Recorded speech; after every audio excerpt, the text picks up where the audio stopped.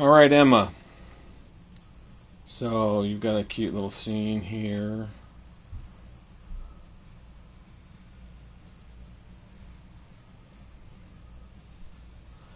So again, not really feeling that the cat is exhausted or out of shape.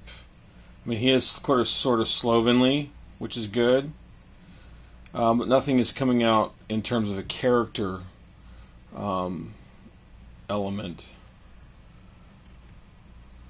Although I would say that it is.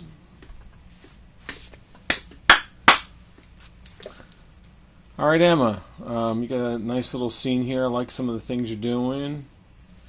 The cat feels lethargic in the way he's running a bit. One of the things that's a problem. I like it's sort of awkward the way you've got him running, but it sort of fits him.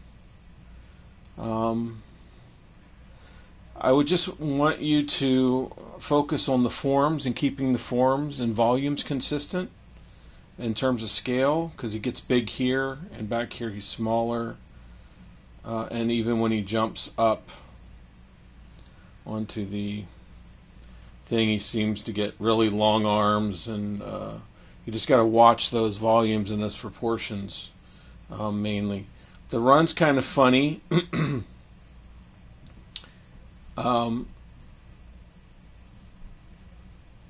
It just looks like, rather than being out of shape, he's sort of awkward to begin with. The only thing I might do is on this pose here is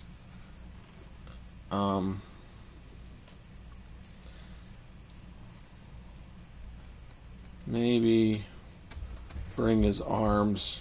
It's not working. I'm trying to improve, and I'm trying to strengthen your drawing, what you started, to see if it can work in terms of movement, because I want to get his arms, his hands under there a little bit more.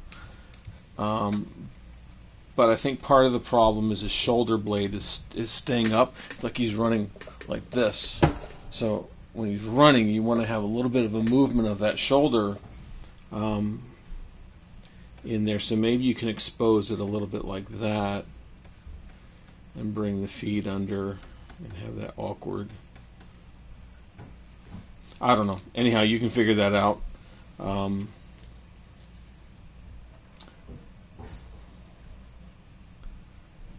Because I just feel like he needs that follow through with the arms underneath on his walk.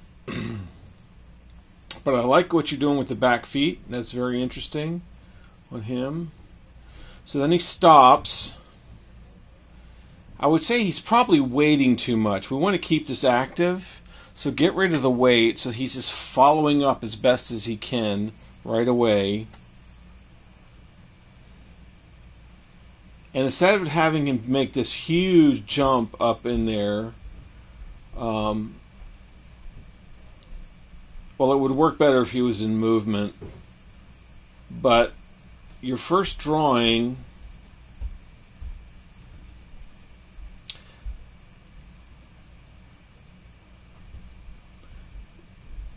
so when he jumps out, you don't have the push off. You need to have both feet pushing off before it goes into the pose you have here. So bring that up. That's all fine, but you need that push off because you don't have it here. Here it's still angled on the back feet. See how you got this? I need that push, that straight. And then here is where you might have the angled feet still going.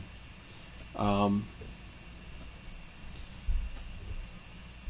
I'm wanting him, instead of just going into this pose here, he needs to, because he's so heavy and he's got all that weight going up and there's all of that momentum, he needs to, let's say his feet are there, he needs to be up like he's gained a little bit in there. right? Before he goes down into that other pose, right? So let me give you, and then he goes down. See, then he's got that sink. So it's up and then sink, up, and then he's sliding down into that and taking over.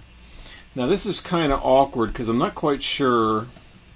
Looks like he's pushing himself out when he needs to be more grabbing somehow. So you want to exaggerate that, trying to grab with his lower feet, and then his very clear grab up here. But again, he's a bit too big, out of proportion.